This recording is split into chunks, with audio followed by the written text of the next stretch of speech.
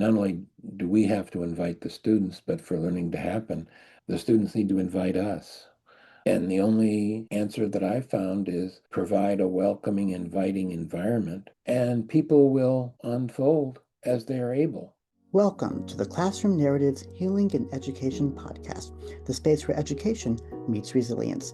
I'm Dr. Joey Weisler, and in each episode, we dive deep into the personal stories of educators, students, leaders, and frontline advocates who are navigating the complexities within modern education. Whether you're just starting your teaching journey or are a seasoned professional looking for inspiration, we'll explore how to foster meaningful change, prevent burnout, and build trauma-informed communities within our schools. Now, let's take a seat at the front of the classroom as we get started. Welcome back to today's episode of the Classroom Narratives podcast, where on this show we often talk about the power teachers have in shaping the emotional and intellectual lives of our students. But sometimes the impact of the classroom goes even further, and it becomes a space where students learn how to solve real problems in the world around them. Today's guest is Dr. Fred Estes, and Dr. Estes is an educator, author, and professor in a graduate program focused on learning and innovation. And across his career, he's taught everything from elementary and middle school science to high school humanities, and now works with doctoral students who are preparing to lead schools, lead universities, and social service organizations as well. And what makes Fred's work particularly exciting is his focus on design thinking in education, where he's helping students move beyond simply learning information and instead learning how to identify problems, design solutions, and create meaningful change within their communities. And in other words, his classroom is working to ask that powerful question: what happens when learning becomes a form of invention? So let's answer that question today. And Fred, welcome to the show. Thank you for being here. Thank you, Joy, for this opportunity. I'm really happy to be here. Thank you again. So let's talk about that idea of design thinking. And Fred and I have quite a bit of overlap in the work that we're doing as well. Because one of the pillars that I'm currently looking at in my classroom is the pillar of what I call to be awareness. And awareness is getting students really involved in what their own learning looks like, where a lot of the times in my own classes, they're working to actually design some sort of tangible product before the end of the semester. Like in my business writing class, students are working collaboratively to actually form a new product that can help entrepreneurs. Sometimes they make a new fragrance, sometimes a group this semester is making new painter pens, but they have to use resumes, cover letters, cold emails to other faculty on campus. That's all playing into how they communicate the design of this product for a business communication class. In my writing class as well, students are looking at creating arguments, but doing so in a way that has them lend their voice to the topic of their choice. Huh, that rhymes, voice and choice. Where they're creating some sort of framework where they're actually getting involved in making those social media pages, creating those petitions, cold emailing those people in power just to say, hey, I recognize this is going on in the world, and here are my thoughts about it. And they're coming in with that final product at the end of the semester. And when students become involved in their learning, I find that it really decreases the question of, quote unquote, why does this matter? And students take a lot more ownership and self-governance in their learning because they know that they are self-governed in a way that helps them lead to the outcomes that they're looking for. So let's start with that.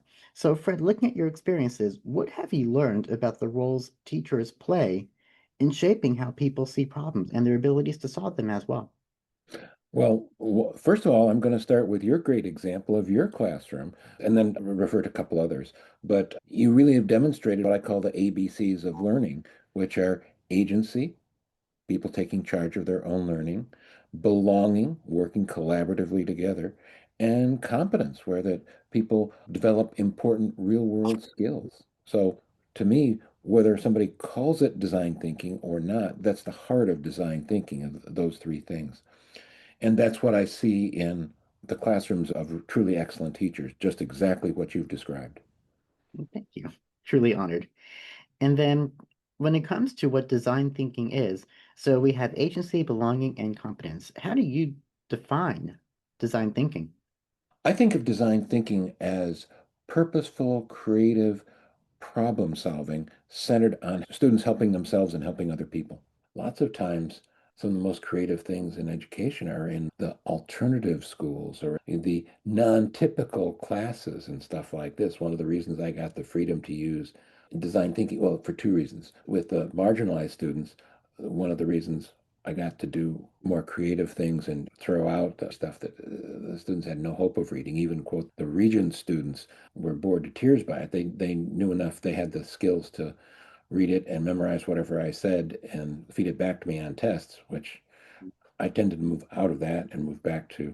See, interestingly enough, as a new teacher, I got the marginalized students, which I came to understand that's where true teaching is, and that's where I could truly make a difference. And then the school wanted to move me more into the Regents classes, which I'd had one or two of those, but I realized that I liked the people, but I didn't like what I had to teach. With the marginalized students, nobody else wanted to teach those classes, so I had the freedom to do what I wanted. So the students are lucky enough to find somebody who brings design thinking or something like design thinking to the classroom, and students get really excited and do really well. And it may be the first time that they've had success in school, which again is something we need to fix. And it gets fixed by teachers who learn from examples like you're bringing forth and who that I try to share so that people have examples of how they can do things. Right. And one thing I've really continued to see is that there's still a strong level of resistance, especially in Oh, my own at-risk students, where they're there, they're present sometimes in class, but when they are there, they just don't want to engage as if they're asked. Even when it's by invitation, I ask them to engage by invitation. They're very resistant to doing the readings, having the conversations, and they'd rather be checked out. what I found is there's an old parable about the sun and the wind, picking up on your idea of stories. The sun and the wind were having an argument about who was the most powerful. And the wind said, "Oh, I'm more powerful than you." And the sun said, "Well, no, I'm pretty powerful." And the wind said, "Okay, let's have a contest. See this man walking along the street, bundled up. It's kind of cold weather. Let's see who can get him to take the coat off." And so the wind would blow strong, and the guy would just hang on to it more tightly. The sun just warmed up and created warmth and invitation, and then it became, I took the coat off because he was too warm. And it's your idea of invitation, I think, that is how you can succeed. And it may take longer. Mhm. Students who've been exposed to really cold and frigid winds for a long time, it may take a long time. And there may be, again, as you're so familiar with, multiple layers of trauma over many years. So that coming to trust, which again is foundational to really learning. And not only do we have to invite the students, but for learning to happen, the students need to invite us. And the only answer that I've found is provide a welcoming, inviting environment and be unfailingly understanding and unfailingly interesting, but not intrusive like the frigid wind, but creating that warmth in the environment. And people will unfold as they are able, because I think everybody wants contact and sharing, and people want to be successful and effective in life. And of course, everybody knows that learning can provide that, and schools sometimes, and I'll say sometimes just because I'm being a little harsh right now, but sometimes provide that. I remember one time it was interesting. I was walking the hall with one of my students who was a sort of a different thinker. He was very bright, but he was a different thinking student and he was a little rebellious, which was, in my way of thinking, a good thing. And this I was teaching in a good conventional suburban high school.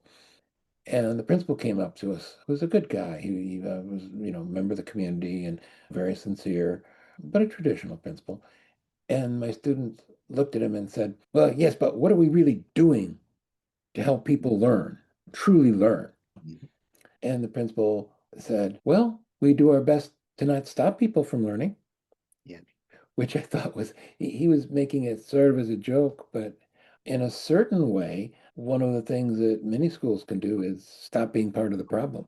And of course, the next best thing, or the best thing following that, is to create the environment. And there was the full range. There were some amazing teachers doing wonderful work to invite students in to get achievement and accomplishment with both students who succeeded well in the analytical traditional classroom, as well as marginalized students. But there are other teachers who were closed off. One year I taught a math class. I was teaching in the English department at that time.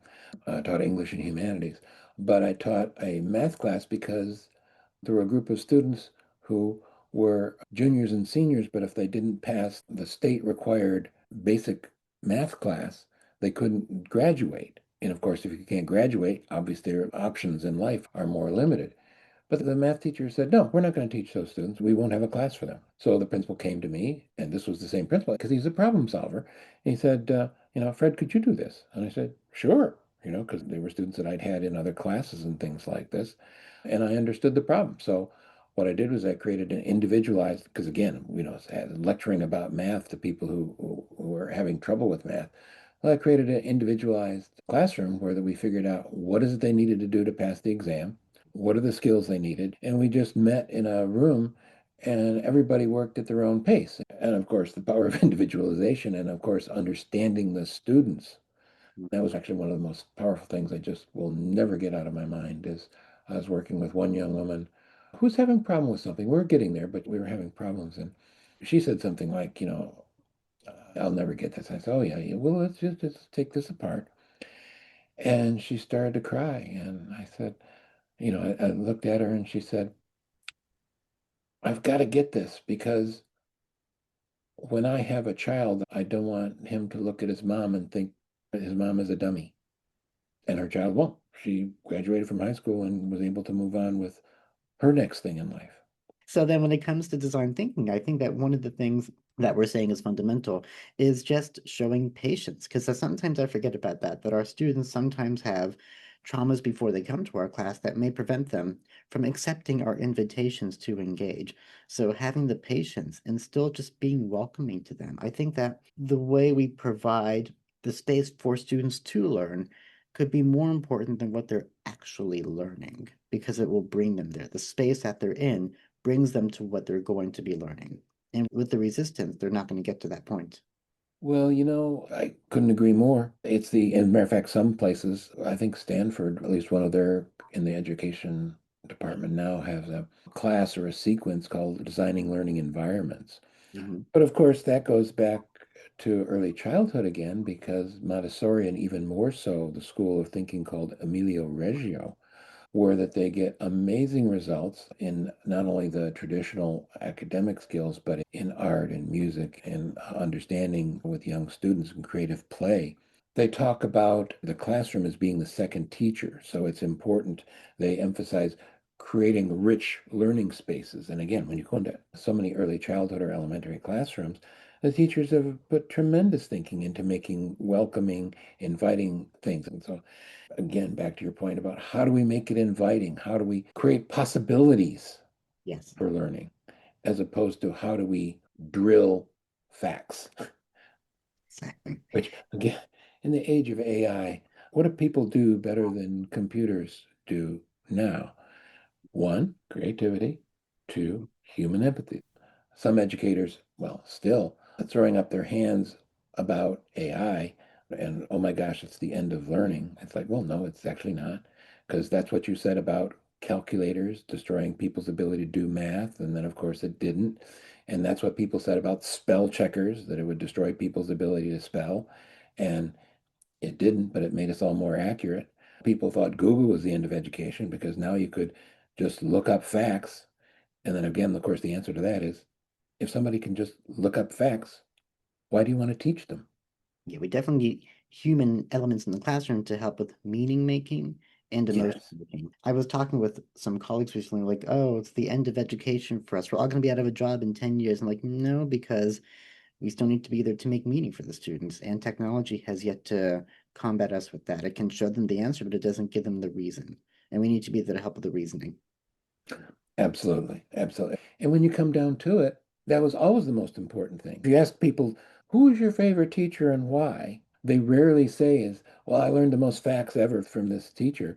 What they do is they talk about how the teacher took interest in the student, how they encouraged their perhaps unusual interest or their unusual talents or something like this, how they supported students, how that they provided amazing experiences through like field trips and things like this for students. That's what people remember, and that's what the value is. Truly, not facts you can look up. Exactly. And I get that in my reviews all the time. Like, I've never had a student say that, oh, they learned so much about rhetoric in my classes. I don't get that. I do get students say, you were so caring, you were so easy to work with, and you allowed us the invitation to play. They picked up on my invitation to play on their own. And by engaging in a project that lets them go forward with that, they really acknowledge how they took ownership in their learning. And those are my favorite teachers too, the ones that allowed me to own my learning and gave me the invitation to play. Mine too. And you're pointing out that one of the most important functions of teaching is modeling admirable adults in adult behavior, which is creative, curious, empathetic, inviting, as well as competent in doing things that need doing and seeing things that need doing. That is leadership. Like those ABCs of education you mentioned. I want to take a quick pivot because you jogged my memory again about some of your earlier work as well in the classroom, where you were mentioning that we both had a mutual interest where every fall semester I'm teaching an at-risk cohort as they enter the university, and you as well, have worked with students towards the beginning of your career of those who have faced academic failure. And part of your work was to get them to find enabling strategies for success. So talk to us about some of those earlier moments and what those classrooms looked like for you. And how did working in that environment with those students teach you about what design thinking could be to help them succeed? I'm thinking of one example right now of another teacher I'm collaborating with who's working with a couple of marginalized groups of at-risk students, and she's invited me to come and talk to her students in her classroom, which I'm very interested in doing. And what they're doing is basically using design thinking to make things.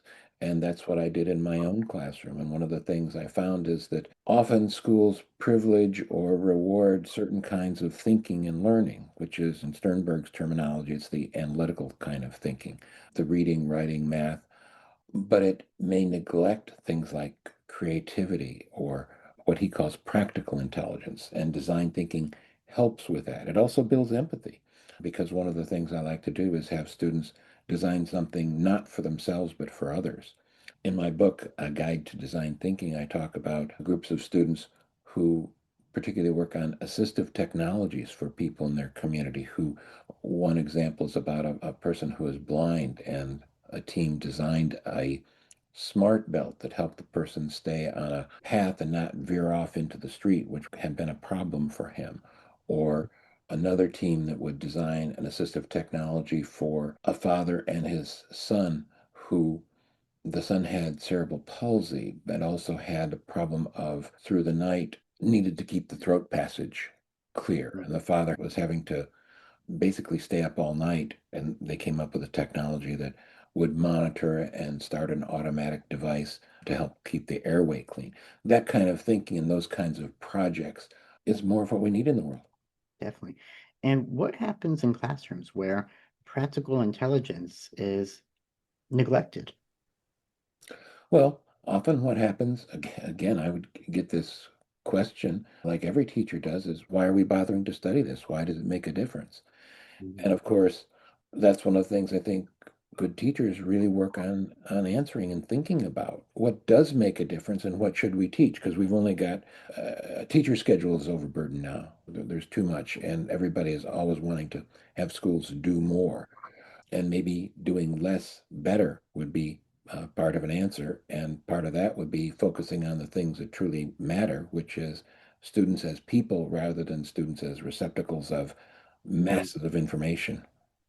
Yes, I'm hearing Paulo Freire, who says that when we work with students in the classroom, they need to be treated as emotional beings, not, like we said, receptacles or banks where you're literally just depositing knowledge into them. And so then let's talk about then what play looks like in education. You mentioned already some values when it comes to empathy and creativity working together with design thinking. So with that, how have you seen play exist in education where students are literally, well, I'll let you talk about it, the value of play. Sure. And one of the places where that you see play come to the fore in a very, very powerful way is early childhood education. Early Mhm. childhood educators, I think, are some of our most creative people. For example, one teacher I know, what she did was her school was near a nature trail. So every fall, one of the first things she would do is take her students on a walk along the trail, and whatever grabbed their attention, whether it was butterflies or whether it was the redwoods, we live in California, or mushrooms or whatever it was, she would make that the focus of one of their first unit of study. And so, for example, it was mushrooms. They'd grow mushrooms in the classroom. They would cook with mushrooms. They might have a parent come in and make a mushroom dish. They would make models of mushrooms. They'd have a mycologist come in and talk to them. And this was play for the students. It wasn't work. They would have to memorize stuff, but what they did is they got to explore so many different aspects of whatever was in their world. And it started with what their attention was drawn to. Definitely. And again, when it comes to play, you are limiting that question of why does this matter? Because you're allowing students to be self-governed in determining that, and even having somebody come in to say, here, let me show you how. It's also a way to get kids more involved in what their learning looks like. And so then I already mentioned some of the work I've done in my business writing class as well, and how this all morphs into this, again, this self-discovery. So I also want to think about what does design thinking look like for people beyond the classroom? So have you ever seen students become more involved in their play and in their design thinking in a way that stretches beyond just the academic year or the academic term or even just their K-12 education? Yes, a couple of examples. I work for a volunteer for a group called Project Invent, which basically helps bring design thinking to schools that don't have it. Some schools don't have it, and schools that start it, they're at a tremendous advantage. One group of students that actually started the school where I taught, their extraordinary teacher, that the assistive device I was talking about, where a person who was blind and veering off as a common problem, they not only took the belt, they went beyond the classroom assignment, but they took it to design competitions and won enough money. They've actually founded a company and are now beginning to produce this again to share it more widely. So design thinking can extend beyond, again, as you mentioned, beyond the borders of the classroom. In a way that seems to be really helpful for the communities as well. So then, what kinds of leadership do schools really need right now to focus on expanding on design thinking? Because it worries me that I was just watching a video from LinkedIn that shows how the older we get, our creativity decreases. And so it seems like at some point in our educational journeys, there is a much greater emphasis on intellectual growth versus emotional and creative growth. And I wanted to see if you've also seen that correlation and what that looks like and how schools can work to really balance that out and bring the creatives back. Yes, and since I'm a glasses three-quarters full kind of guy, I Mhm. think of what happens when, to many adults and people in general, when creativity is not fostered or encouraged, it atrophies like a muscle, but like a muscle, I believe everybody can bring it back. In schools, my definition of leadership is leaders are people not who hold a position, but leaders are people who innovate and who serve their communities. In this case, for a teacher, their immediate community is their students. And one of your guests, Jeremy Brooks, talked about the leadership that principals can do. And as a matter of fact, one of my other students was studying principals, and what she pointed out is that when principals make the transition from becoming building managers Mhm. to learning leaders, that's when they become leaders, not when they get the title of principal. So principals can help support teachers and help create spaces in the school, like innovation labs or maker spaces, as well as not letting art or shop classes or music classes go away, helping to support that. Superintendents have even greater scope across multiple schools and across their districts to preserve and encourage things like creativity, design thinking, and the arts, as well as science and technology, which are also dear to my heart. And what can state superintendents do? State superintendents can help keep the curriculum from atrophying and narrowing down to simply didactic learning about things like have you memorized all the elements on the periodic table, which I think is tremendously unimportant. A much more important question is why is the periodic table arranged the way it is? Why are there that many elements that there are? Will we be able to discover more? Because that requires deeper thinking about the structure of atoms and matter rather than simply what's on the wall. What's this chart on the wall? Mhm. I love that. I do chuckle because in all the chemistry classes I've ever had to take, that was one of the components is to work to memorize the different parts of the table. And unfortunately, I cannot say I can recall as an English major what that sounded like. So, especially for somebody who was in different branches, like when you have a humanities student taking a science class, how do you continue to make that applicable through play and crossing subjects for people with different interests? Well, I think that's one of the things that good teachers always do and do well is look for connections because the thing isn't, well, I teach chemistry, it's I teach students. Yeah. And one of the things I teach students is how chemistry can be important to their life and to the world. So I think it's looking for those connections. And particularly one of the things as a science teacher, I always kept in mind that most of my students were not going to be scientists, Mhm. but science was going to be important to them in their world. So while I wanted to encourage students who would be scientists and want to be scientists, find ways for them to go deeper and farther, also find ways, and design thinking, of course, is a great way to do it, is find connections to their life and things that they think of are important to their community. So, for example, in chemistry, cooking is a natural example. Understanding more about the medicines, say, your parents or grandparents take, things like this, or some of the cool things that's being done combining artificial intelligence with huge databases to invent new medicines. All those are fascinating things. Yeah, I love that. Just knowing that the people in front of you, like in my English classes, they may not all become writers, if any, but at least I can talk to them about how writing and stories play an important part in what they could be doing later on. So it's just bridging those connections that make it personal to them as well, regardless of where they're going. Absolutely. And Fred, I wanted to see if you could talk to us about your own publications as well. Sure. Well, what inspired my first book was a young woman in one of my science classes saying, I just can't do this. I don't understand science. I'm not good at it. And in fact, she was. She was being too hard on herself. She was doing very well. She didn't do what she regarded as perfect, which is an enemy of actually learning, trying to be perfect. And so I couldn't get that out of my mind. I actually, talked with her and worked with her and tried to help her understand it. But it made me think about what I could do for my students. So I found a couple of examples of students about their age who discovered or done something amazing, like the young woman who invented a way to test for lead in water that was simple and cheap. And this was based upon the Michigan poisoning of the water when they changed the water system. Or the young man who invented a early diagnostic test for pancreatic cancer when a favorite friend of his family died too soon because of that. I brought those stories in and my students loved it. So I said, well, I need to find a book with more of these stories. I couldn't find that book. So I decided to take Mary Angelou's advice and I wrote it. So that was my first book, which is Teen Innovators, which is about 9 young people who helped engineer a better world through creative inventions. And it's called Teen Innovators. And my idea for that book was to, first of all, share all the stories of these students. And then at the end, have a last chapter, which would talk about design thinking, which, whether they formally or informally were using design thinking, would explain the process. And my publisher wisely said, that's a whole separate book. So that Hmm, became my second book called Design Thinking, A Guide to Innovation. excellent. And tell us about the second book as well. Sure. This book called Design Thinking, A Guide to Innovation actually was selected as one of the National Science Teaching Association's best science books of the year.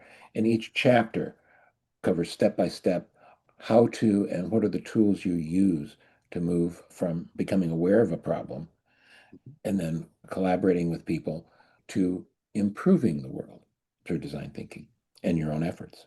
Well, Fred, this has been such a wonderful conversation. Thank you again for joining. And what I appreciate the most about our conversation is that education isn't only about delivering content, but it's also about helping people imagine possibilities.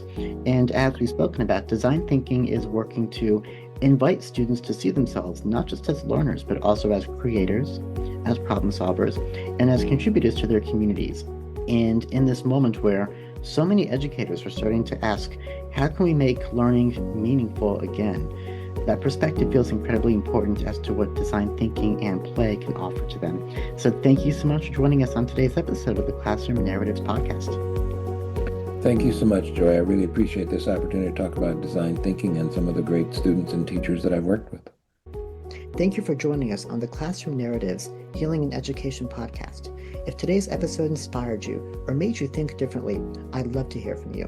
Drop a comment or review wherever you listen to podcasts and stay connected with us on the @Classroom Narratives podcast over Instagram and Facebook.